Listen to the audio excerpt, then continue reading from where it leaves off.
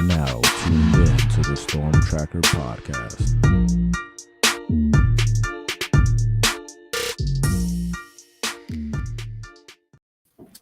Welcome back, family, to the Storm Tracker podcast. I'm Marcus Benjamin, representing for CanesCounty.com, part of the Rivals.com network. Make sure you subscribe to the website, CanesCounty.com, for free. Use the promo code Miami30, and also subscribe to this YouTube channel, live from Canes County. And this is our Scouting the Opponent episode, where we kind of dive into Miami's opponent for the week, which is Ball State. And I've got Cade Hampton joining me from the Star Press. He covers Ball State, and he's going to give us some insight on the Cardinals. Thanks for joining me today, Cade. Hey, Marcus. Thank you for having me. Awesome. So first off, I just kind of want to talk to you about being a Dolphins fan, man. I saw that you're a Dolphins fan on Twitter. I'm a Dolphins fan as well.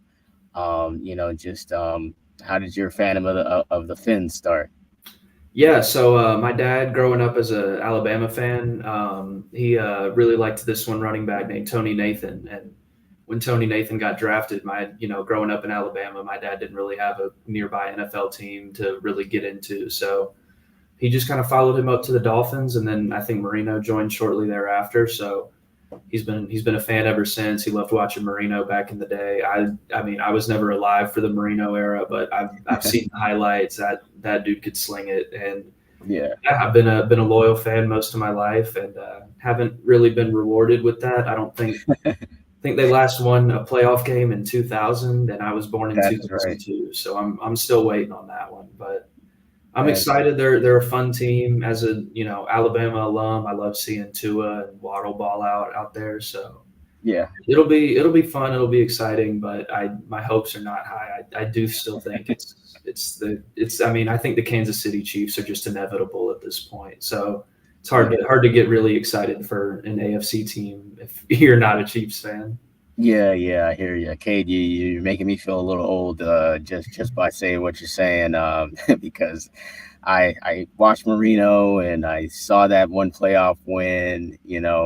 So hopefully there's good things to come. I mean, they are a fun team to definitely watch. Of course, the Miami Hurricanes are a fun team to watch as well, and they are going to, of course, face off against Ball State this Saturday, 3:30 kickoff from Hard Rock Stadium. So just kind of wanted to get some insight from you about Ball State. What are your thoughts on the Cardinals so far this season, with the one game under their belt against Missouri State, a win? Just what generally your thoughts on the Cardinals this season? Yeah, so they had kind of the unique distinction of being the only team with a week 1 bye week. So while everyone else got started kind of Labor Day weekend, they were just kind of on the couch. It reminds me of that meme of like Squidward looking out the window at SpongeBob and Patrick. And that's kind of how Ball State fans, I think, felt for week 1. But yeah, last week they came out, I think, a little bit slower than they were hoping for. But they managed to, keep their head on straight, hit the ground running, and control the clock most of the game.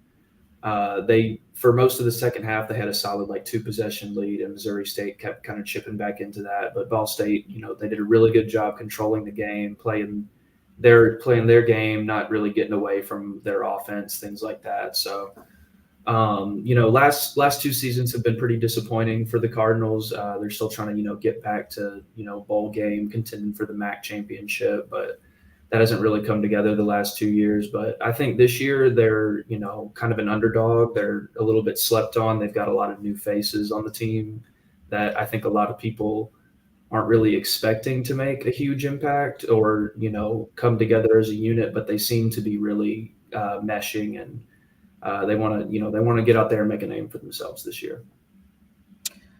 Absolutely. Missouri State, though, probably not the toughest opponent to have week 2, technically, for you guys. So I guess, just when a Miami Hurricane fan kind of sees that, they're like, okay, well, they didn't really have a tough test so far. Was it the fact that Missouri State was impressive to you, or was it Ball State just not impressive on the field as far as like the closeness of that game, because it was a close game? Yeah, I think Missouri State was a little bit more impressive than a lot of people were expecting because they are an FCS school, but this is their last year as an FCS school. They're making the jump into FBS. They'll be Conference USA next year, so they haven't been great. They were not great last year, but they had Bobby Petrino there a couple of years ago, and he had them in a really solid position. So um, as far as that game, it got started off a little bit shaky. They threw a RPO pass that got bobbled by a receiver straight into the Missouri State defensive back's hands. And he took that back for a pick six. That was their first score. And then, the offense throughout the first half was doing really good, controlling the clock, long time of possession, really long drives. I think they held the ball for like 23 minutes or something of the first half, but they only managed 7 points. So it was just finishing drives. They missed a field goal that first half as well. So, you want to see a little more consistency on special teams. But, I think just, that first game offense, a little nervous coming out, and they kind of had to get into a groove. And they also, I know we're probably going to get into this a little later, but they had two wide receiver injuries as well this week. They had a guy get injured in practice and another starter get injured. It was like the very first play from scrimmage. So, I think losing kind of your top two weapons limited the offense a little bit as well. But, they adjusted well in the second half of the game. The other receivers started kind of getting into a groove, especially with the quarterback. And, so they just kind of had to, shake off a little bit of the rust. And by the time they did and got the offense rolling, it felt like the defense had gotten a little bit tired because by then Missouri State was scoring with ease in the fourth quarter after not really putting together anything offensively in the first three. So, just it was kind of a timing thing. Just the offense was playing poorly while the defense kept them in the game. And then once the offense started picking it up, the defense seemed, just a little bit tired and was giving up a little more than they should have been. Gotcha.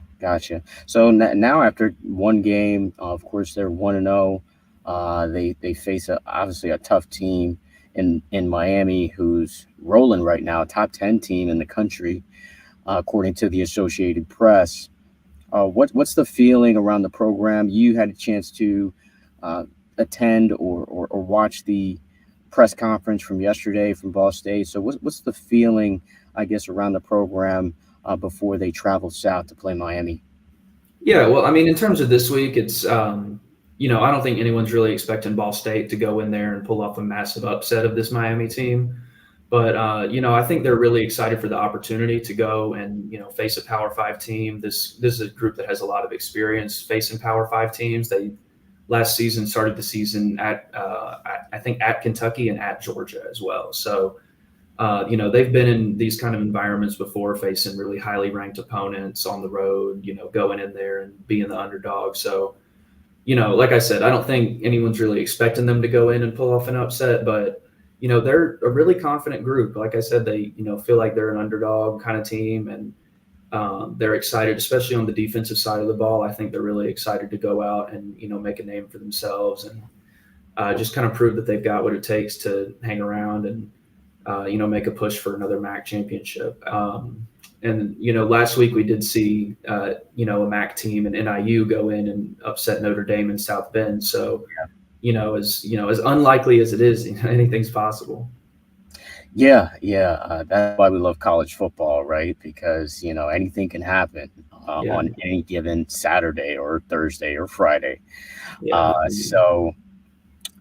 So give us an idea of the Ball State schemes when it comes to offense, defense. What kind of scheme does Ball State run, first on offense, and then tell me a little bit about what they run on defense as well.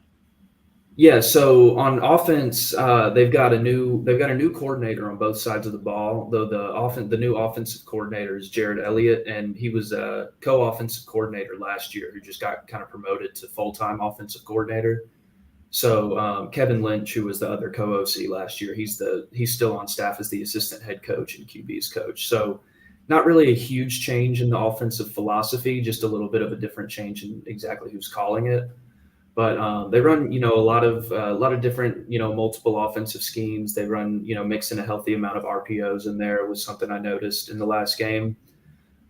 They take a lot of quick throws with, they got a young, kind of relatively inexperienced quarterback in Caden Simonza. He's shown a lot of promise, but, he's a redshirt freshman. He only started 3 games last year and has the 1 start under his belt this year. So they're pretty run heavy. I don't want to say, well, run heavy is a bit strong, maybe run reliant. They like to stick to the ground game.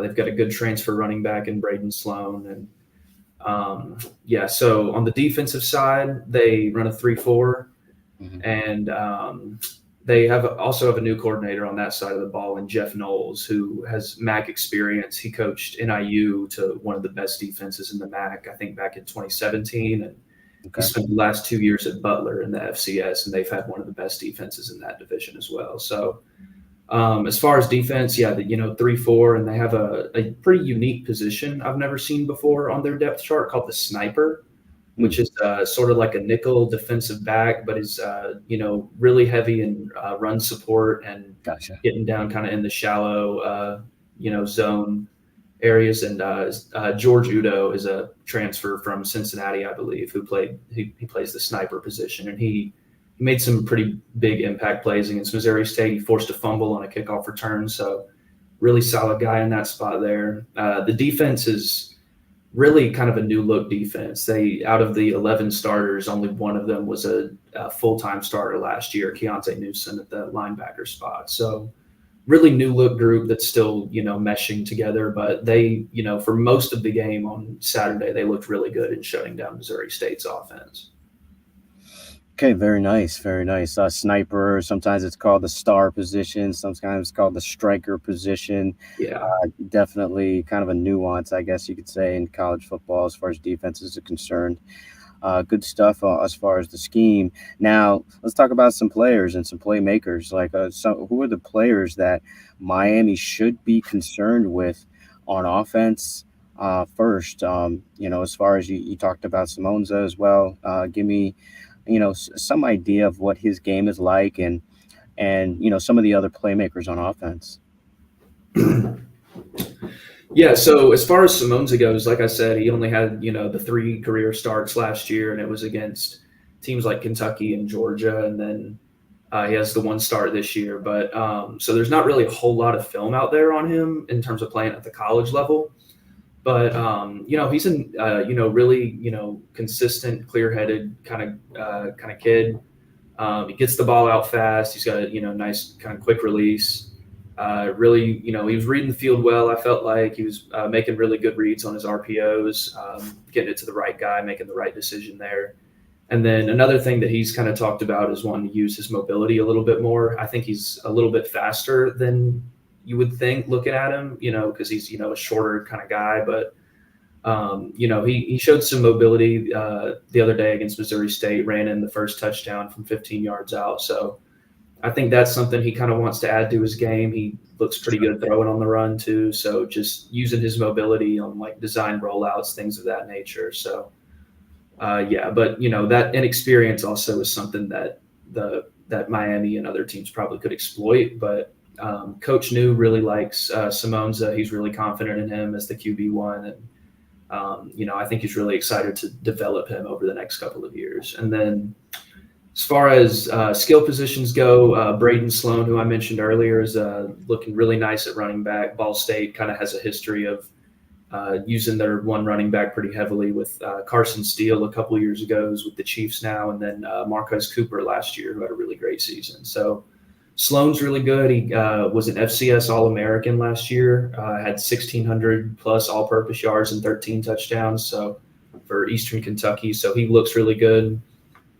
Receivers, there's some pretty significant injuries at the receiver position. Justin Bowick was a transfer receiver. He suffered an injury in practice this week.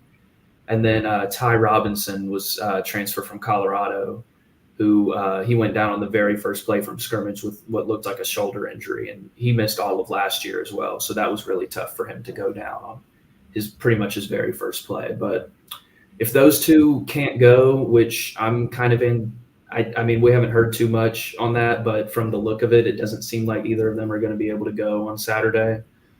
Kean Magwood out of the slot was their leading receiver last year. And then Cam Pickett and Malcolm Gilly are two other names to watch at receiver. And they all bring a little bit more speed to the field than, Bowick and Robinson are 6'4", 6'3". They're much more kind of size-reliant receivers. So I think that was another factor in the offense last week, was having to adjust to different play styles with the receivers.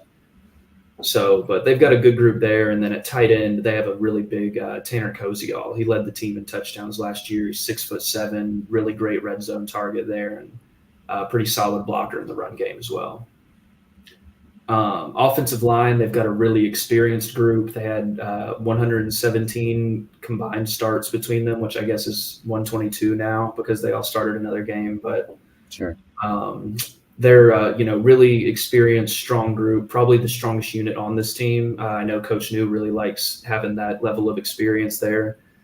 I think it's actually the 12th most experienced offensive line in all of FBS. So that's a big strength of theirs. Ethan Crow at the center position is really solid on those inside runs.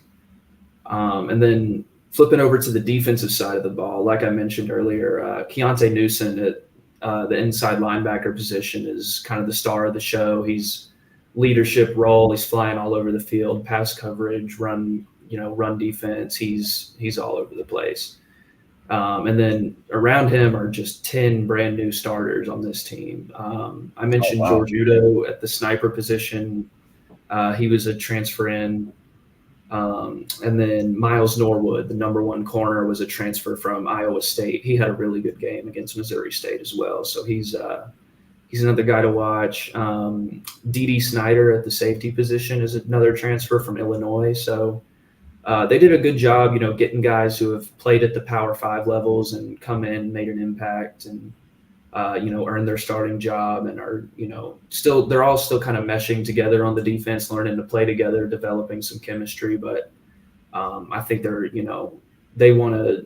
I think this defense was the more slept on unit than the offense coming into the season because of that factor of them having not really played together and being a relatively new group. And I think, that group especially wants to prove a lot of that wrong, wants to, get that noise out of there and, show hey, we're a unit, we're a team. We can, get out there and play some tough ball. Yeah, absolutely. Cade Hampton joining me from the Star Press. He covers Ball State. I wanted to ask about Keal Kelly. Hopefully I didn't butcher that first name. But it's Kyle.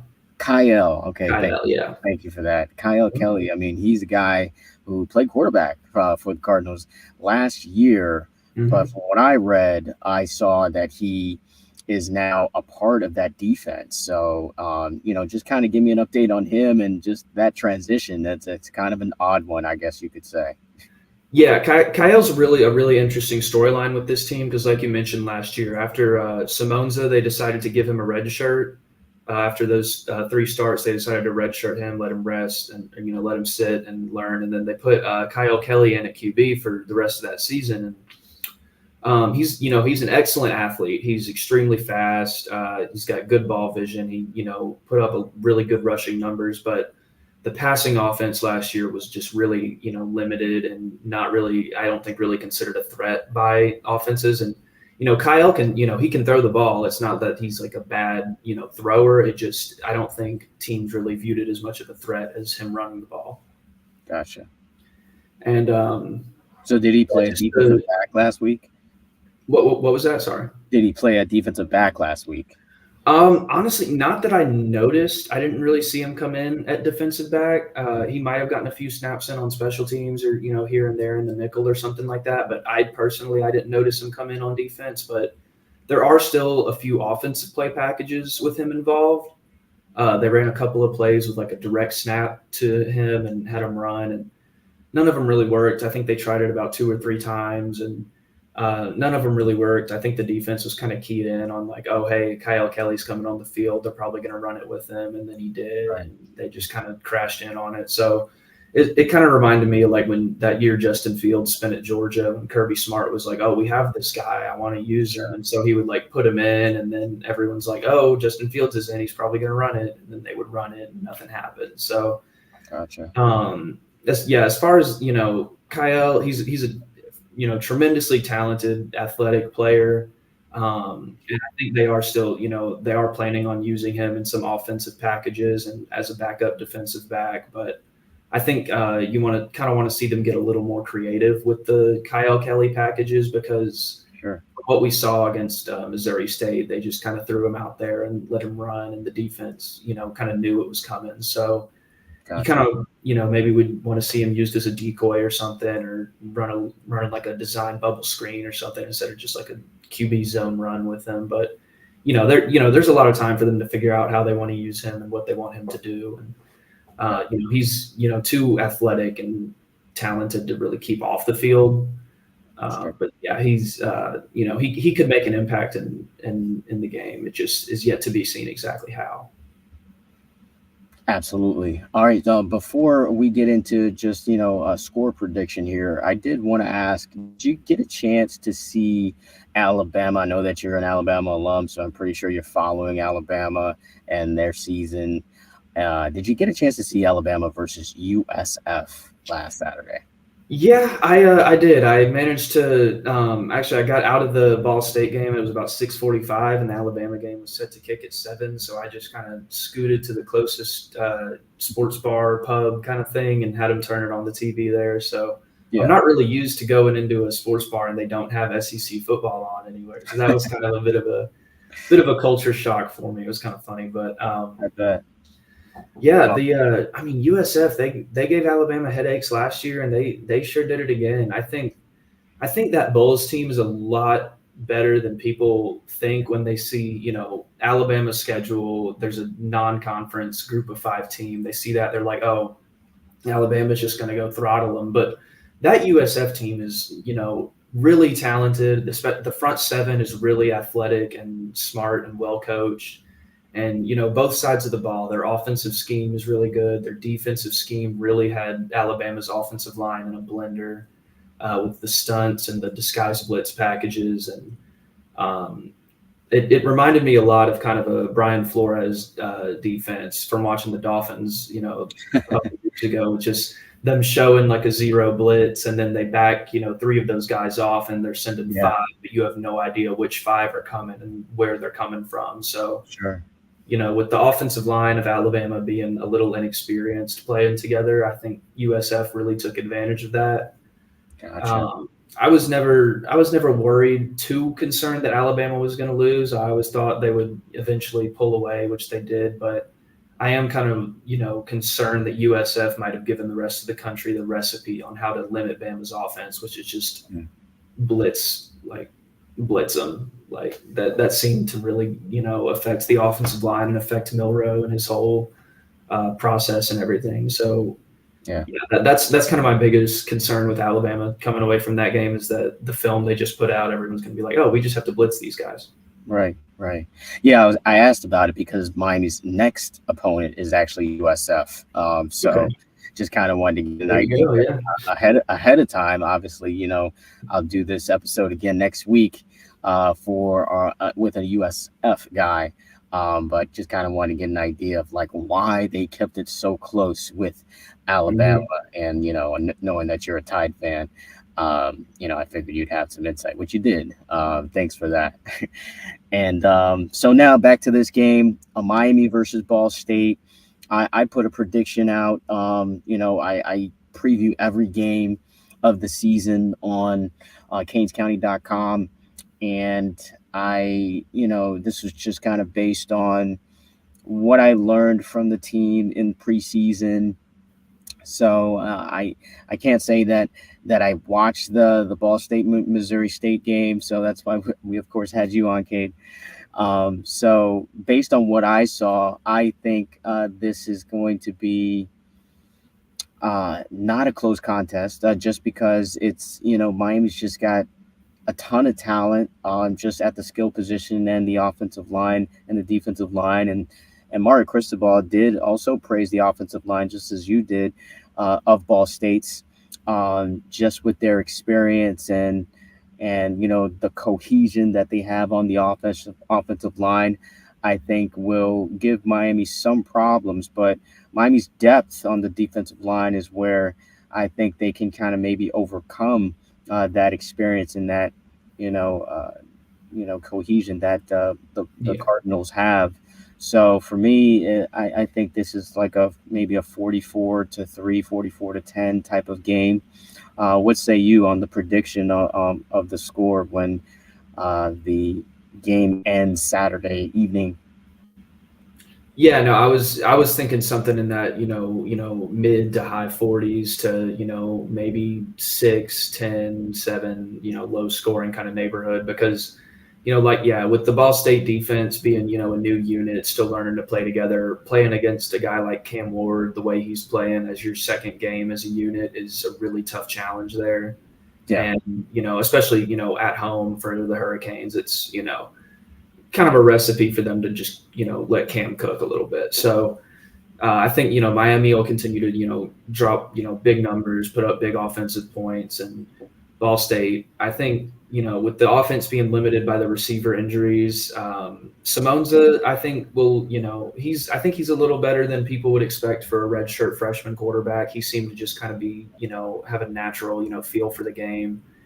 So I think, the offense, could find its way into the end zone once or twice, maybe later in the game. But yeah, I'm not really expecting a super competitive one. I think that 44-10 prediction sounds, about right. Which I think the spread is, I think Miami's favored by like 34.5 okay. on the line. So Ball State would 44-10 would get Ball State to, to cover that. So Yeah, for any bettors listening out there, I'm pretty sure there are plenty of them. Yeah, I didn't even look at the spread, and I made that prediction before the season started. So maybe I should take a job in Vegas as well and start creating betting lines. But yeah, that's kind of how I see this game playing out. Cam Ward has just been on an absolute heater for the start of the season. He yeah, is, he has been, really impressive. If you ask me, he's probably, the number 1 or number 2 guy for the Heisman right now. I think that yeah, that Boise State running back, Ashton Gianti, is just cold. He is insanely good. I would probably yeah. throw him up there, a little group of 5 love, but Cam Ward he's on a tear right now. He's playing like the best quarterback in the country. Yeah. I've been watching it firsthand. I've seen him since spring. I've seen him a little bit in fall camp as well. And there's just so much hype surrounding him, and the fact that he is living up to the hype and exceeding expectations says a lot about him, his athleticism, his prowess as a quarterback, and just the way he just kind of leads the team has been quite impressive. So I expect that to continue on Saturday against Ball State. Cade Hampton joining me again from the Star Press. Thank you for joining me today and giving us some great insight on this Scouting the Opponent episode here on the Storm Tracker podcast. Yeah, Marcus, thank you very much for having me. I appreciate the guest spot, and I'm looking forward to the game this weekend, and I'm also really looking forward to see just how the Hurricanes finish this season in general. I think my preseason ACC pick was Virginia Tech as like my sleeper pick, so that has not worked out. They lost to Vandy already, so that right. I'm a Nashville native. I know how Vandy is. That was not pretty for them, but yeah, I think Miami they look really good. Like I mentioned, Cam Ward is playing like he's the best in the country, and I think college football as a whole is just better when the U is really good. So I'm happy that they're back, and I'm really excited to see where their season ends up. That's good to hear from a Bama fan that you're happy that Miami is. Well, I don't even want to say Miami is back because that's kind of almost like a bad phrase down here. Like no one wants to say that Miami's back, especially at just 2-0. Yeah, I don't. Yeah, not to overhype it a little too much, but I do think they look really good. And as a Dolphins fan, I've always kind of had a little bit of a soft spot for the Hurricanes and just Miami, South Florida sports in general. And it was nice seeing the Panthers win the Cup, even though I'm a Prince fan. I just like seeing, South Florida do well in sports because I like that, that good juju flow in for Dolphins season. Yeah, absolutely. Hopefully that juju does flow throughout from the Panthers to the Hurricanes and to the Dolphins this season. Okay. Thanks again, Cade, for joining me today. That's going to wrap it up for the Storm Tracker podcast, Scouting the Opponent. Make sure you subscribe to the website, canescounty.com, for free. Use the promo code Miami30. Also, follow this podcast on all platforms, and make sure you also subscribe to this YouTube channel, live from Canes County. Until the next episode.